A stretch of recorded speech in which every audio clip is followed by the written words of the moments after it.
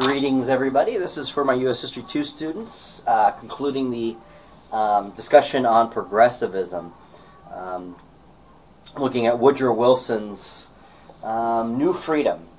So, Woodrow Wilson, being a Democrat, marks a change in American body politic at this time.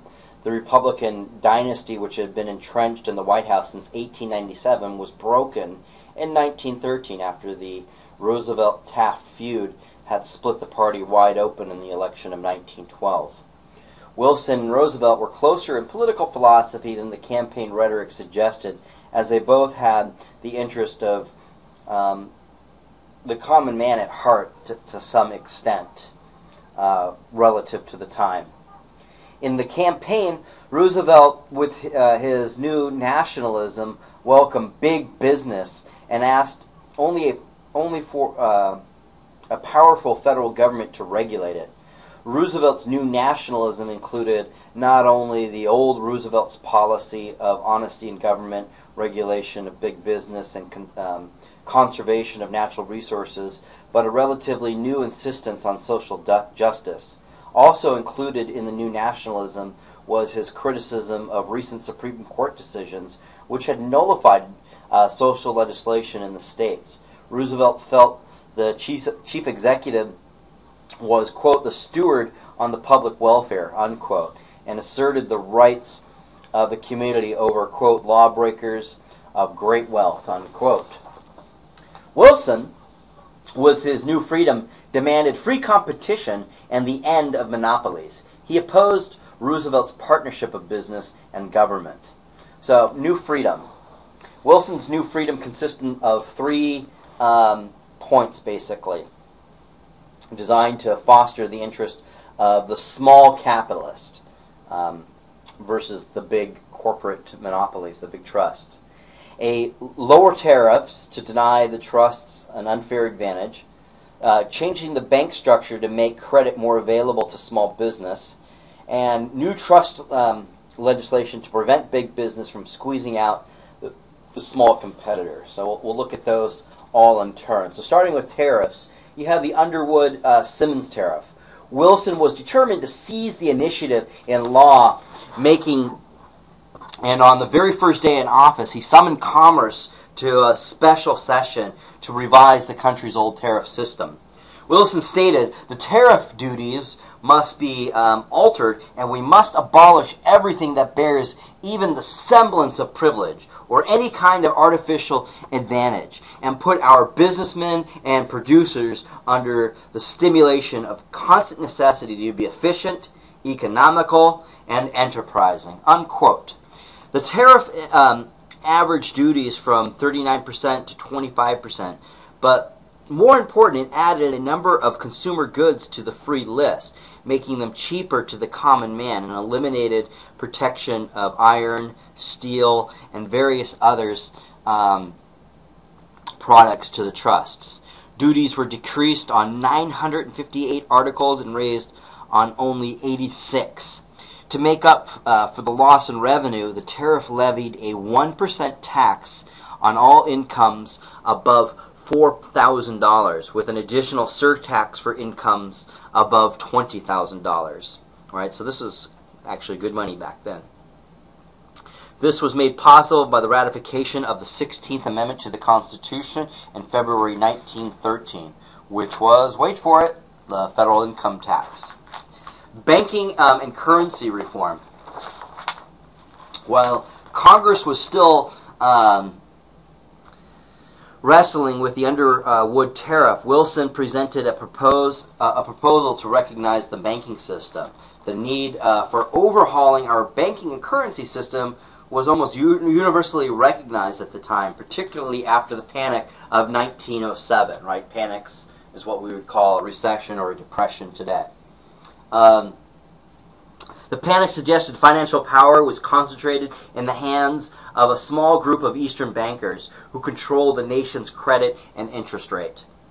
The Morgan and Rockefeller interests held 341 directorships of 112 corporations with a capitalization of over $22 trillion, right? That's big money back then.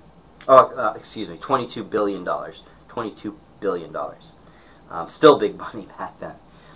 All within Congress agreed to the necessity of reform, but they disagreed vigorously about what form it should take. The conservatives back then wanted a central bank to be authorized by the government, but privately controlled, like the former Bank of the United States, which was 80% privately owned. They also wanted the government to issue currency which would back it, but would be privately controlled. The liberals insisted that the power to issue notes and control the new banking system should be exclusively governmental, not a private bank whatsoever. The liberals won out, and under Wilson's leadership, the Democrats passed the Federal Reserve Act of December 23rd, 1913. Under the act, the country was divided into 12 districts, each with a Federal Reserve Bank owned by the member banks, commercial banks. Upon joining the Federal Reserve System, commercial banks are required to purchase shares of stock in the Federal Reserve Bank in their district. Right? So it's comprised of a board of governors, and from that you have 12 Federal Reserve Banks, and then under that you have commercial banks, member banks, banks that you go to, and then you have public banks, right? Other banks that we can go to as either just regular people or business people.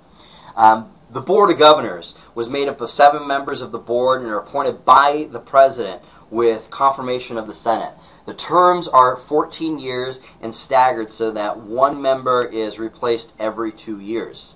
The board is staffed by appointment rather than elections in an attempt to divorce monetary policy from partisan politics, right? You don't want people dealing with financial issues wondering who's going to vote which way on any particular issue. So goes the theory. The Board of Governors has the responsibility of exercising general supervision and control over the operation of the money and the banking system of the nation.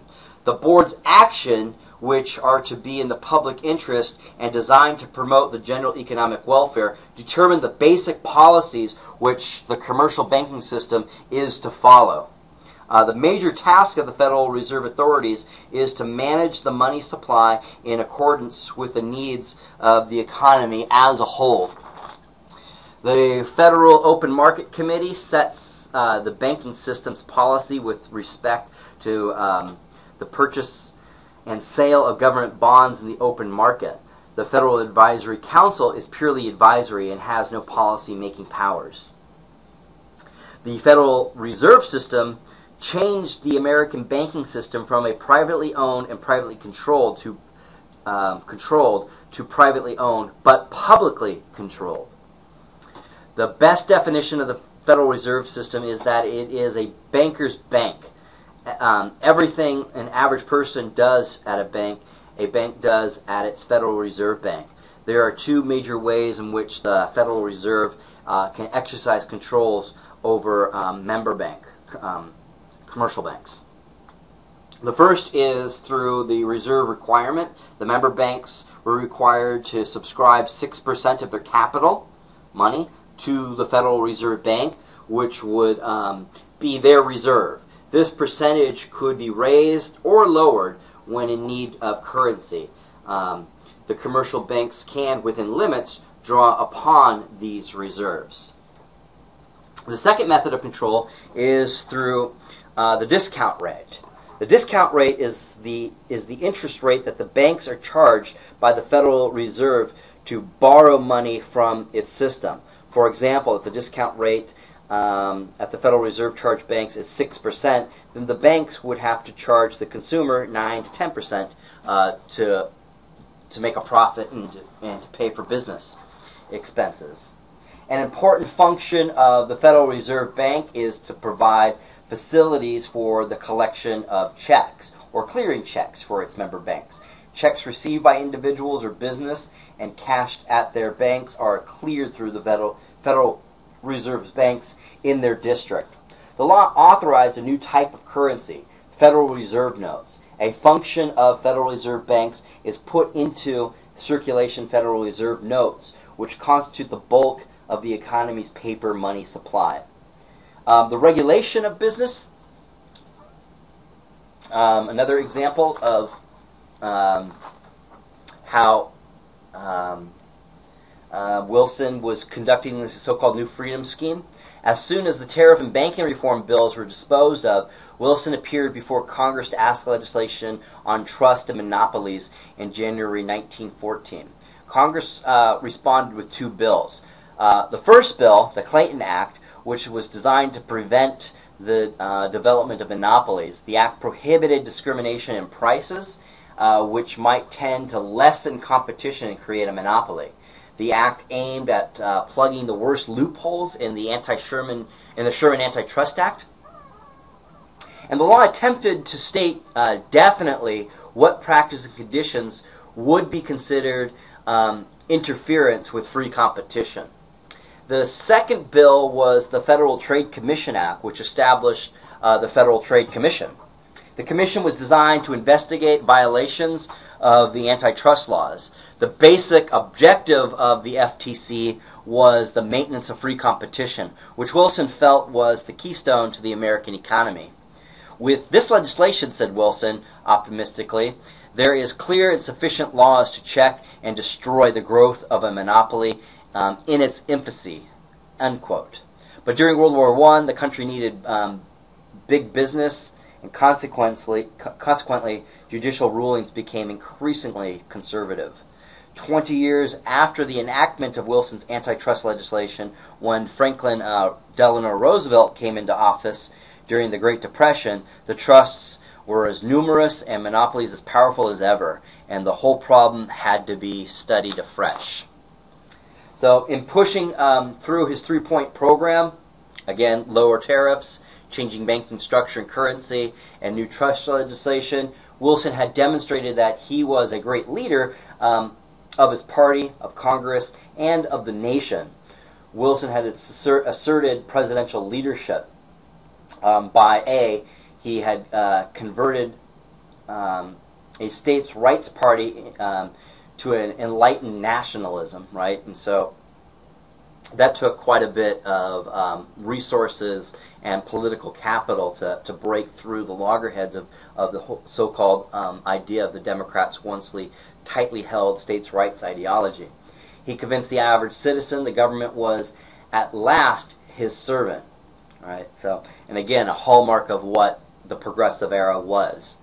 He made it clear progressivism transcended party lines, also demonstrating his mark of leadership, at least as far as the progressive era is concerned. When we look at World War I, there are some troubling aspects of Wilson, arguably, but we'll take a look at that later. Anyway, that concludes the progressive era. And concluding, we were looking at comparing Wilson's New Freedom and Roosevelt's Square Deal. Let me know if you have any questions. Take care, and this will be the only lecture for this unit as of now. I'll talk to you guys later.